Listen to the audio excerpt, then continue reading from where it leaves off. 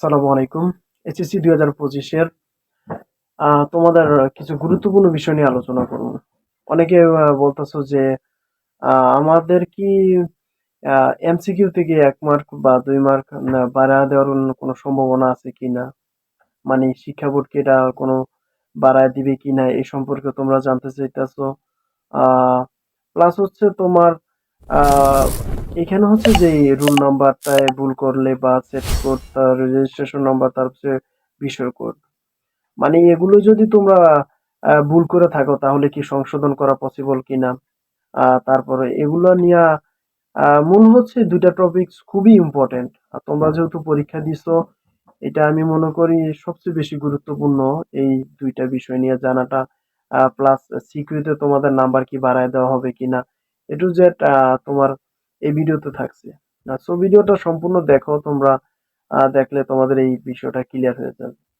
তাহলে প্রথমত আমরা শুরু করি। দেখো তোমাদের হচ্ছে আহ এসএসসি 2025 মানে তোমরা এখন পরীক্ষা দিছো, তোমাদের হচ্ছে পরীক্ষা শেষ। এখন তোমরা অনেকে চিন্তা আছো যে আমি এই সাবজেক্টে ম্যাথে অনেকের বেশি সবচেয়ে সমস্যাটা থাকে।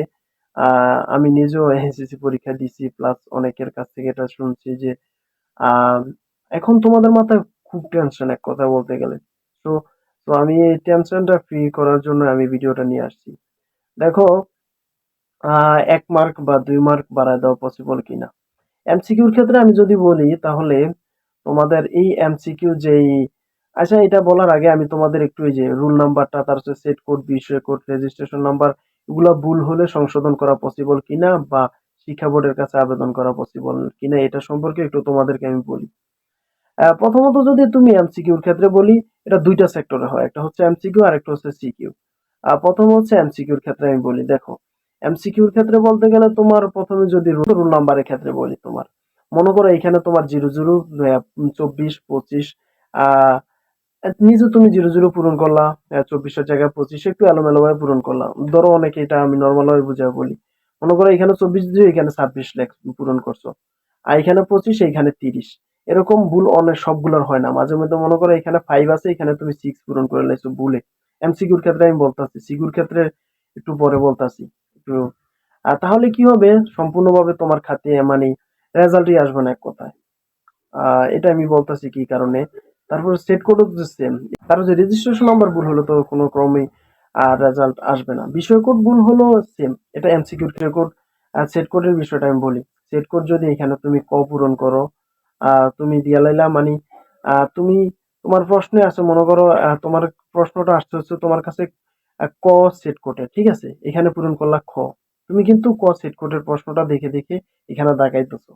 তার মানে অনেকগুলো এমসিকিউ ভুল হবে যেগুলো তুমি সঠিক মনে করছো। প্লাস যদি তোমার ভাগ্য খারাপ থাকে তুমি 100% ফেল। প্লাস হচ্ছে দেখো এটা আমি তোমাদের চিন্তা দিতেছি না, কিন্তু সত্যটা আমার বলতে হইব তো। আর যদি তোমার মনে করো অনেক সময় এটা আবার 99% পাস করে ফেলায়, কারণ কি একটা সেট কোড, 4টা সেট কোডের প্রশ্ন সেম, প্রশ্নগুলো সেম, কিন্তু মনে করো 1 নাম্বারের প্রশ্নটা 2 নাম্বার দেয়, 2 নাম্বার প্রশ্নটা 1 নাম্বার দেয়। তোমরা পরীক্ষা দিচ্ছ, তোমরা বিষয়টা জানো। তারপরে রুল নাম্বারের ক্ষেত্রে সেম বুঝায় বললাম। এখন তোমাদের এই বিষয়টা যদি আমরা ইয়াতে আসি, যেমন সিকিউ খাতাতে আসি, সিকিউ খাতাতে আসলে তোমার অনেক ক্ষেত্রে সমস্যা হইব না যদি রুল নাম্বারও ভুল, রুল নাম্বারটা যেমন ভুল করলে সমস্যা হইতে পারে। যেমন এইখানে, না না, এইখানে যদি তুমি ঠিক রাখো, কিন্তু এইখানে যদি ভুল করো, পূরণটা যদি ভুল করো তাহলে কোনো ক্ষতি নেই। কিন্তু যদি এইখানে তুমি ভুল করে ফেলাও তাহলে তোমার জন্য মানে রেজাল্ট আসার সম্ভাবনা নেই, 100% সম্ভাবনা নেই। কারণ কি, তোমার রুল নাম্বার ভুল হলে তোমার খাতাটা বা তোমার এটা কার খাতা কিভাবে শিক্ষা বোর্ড মানে খুঁজে বার করবো, এটা তুমি বুঝতেছো, খুব টাফ একটা বিষয়। তারপরে সেট কোডের ক্ষেত্রে এটাও সমস্যা নেই। তার রেজিস্ট্রেশন নাম্বার তো তোমার সেম, ওই রুল নাম্বারের মতোই। তারপর হচ্ছে বিষয় কোড ভুল হলেও কোনো সমস্যা নেই। তারপরও যদি তোমার অনেক ক্ষেত্রে তোমার ভাগ্য ভালো থাকলে, মনে করো রুল নাম্বার যদি ভুল হয়, রেজিস্ট্রেশন নাম্বার সঠিক আছে, তাহলে তোমার রেজাল্ট আসতে পারে। আবার মনে করো রেজিস্ট্রেশন নাম্বার ভুল আছে, রুল নাম্বার সঠিক, আসার সম্ভাবনা আছে। এটা সিকিউর খাতার ক্ষেত্রে বললাম, আর এমসিকিউ খাতা তো বললামই। এখন চলো দেখা যাক তোমাদের এইচএসসি তে এমসিকিউ তে তোমাদের 1 মার্ক বা সিকিউ তে 1 মার্ক, 2 মার্ক বা 3 মার্ক এরকম বাড়ায় দেওয়া হইতেছে কিনা, বা শিক্ষা বোর্ড কি করতেছে এ সম্পর্কে একটু বিস্তারিত বলি। প্রথমত দেখো, এমসিকিউ ক্ষেত্রে এমসিকিউ খাতাটা সম্পূর্ণ কি দেখে জানো? তোমার একজন মানুষ দেখে না। এটা হচ্ছে সম্পূর্ণ কম্পিউটারের মাধ্যমে এমসিকিউ খাতাটা দেখা হয়। আর সিকিউ খাতাটা হচ্ছে একজন মানুষ দেখে বা একজন তোমার এই খাতাগুলো সচরাচর সব স্যারের কাছে গিয়ে পড়ে। আর স্যাররা সিকিউ খাতাটা দেখে। এমসিকিউ খাতাটা তোমার কোনো স্যাররা দেখে না। এটা সরাসরি কম্পিউটারের মাধ্যমে দেখায় যাতে তোমাদের এতগুলো খাতা ১ লাখ, ১.৫ লাখ, ২ লাখ খাতাগুলো যাতে দেখতে সুবিধা হয়। এই কম্পিউটারের মধ্যে যদি নরমাল একটা ভুল আসে ওটা ধরা পড়া যায়। যেমন এই যে আমি বিস্ময় কোড, সেট কোড, টুল নাম্বারের কথা বললাম। এগুলো ভুল হলে ওইখানে আইসা পড়ে তোমার মনে করো যে খাতাটা বাতিল হয়ে যায়। কিন্তু নাম্বার বাড়ানোর ক্ষেত্রে এইটা ওই সরাসরি কম্পিউটার বাড়াইবে না। বাড়াইবে কোন ক্ষেত্রে একটু বলতাছি, একটু ওয়েট করো। আর সিকিউ খাতাটার ক্ষেত্রে তো একজন স্যার দেখবো, উনি দেখার সময় যে এই ছেলেটা এই নাম্বার পাইতেছে না, তো আমি ২ নাম্বার বাড়ায় দিই যদি ফেল করে।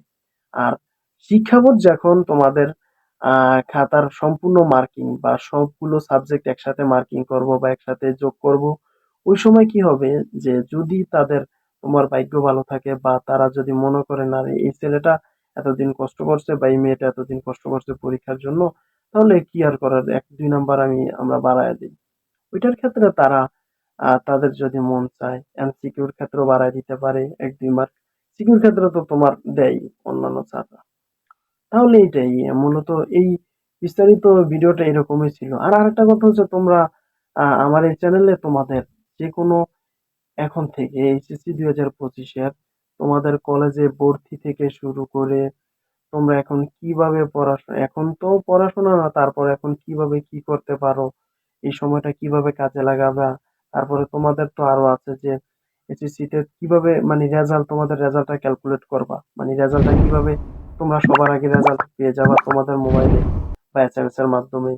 এ টু জেড তোমাদের যা যা প্রয়োজন, তোমরা এখন যারা মনে করতেছো যে আমি এসএসসি তে আমি খারাপ রেজাল্ট করছি, আমি ফেল করতে পারি, এখন ডিপ্রেশন আছো, এটা নিয়ে তোমাদের মোটিভেশন দিতে পারি। ফেল করাটা ব্যাপার না, মানে ফেল করাটা ব্যাপার না ওইভাবে না, আমি বুঝাই আর একটা ভিডিও তোমাদের দিব এগুলা।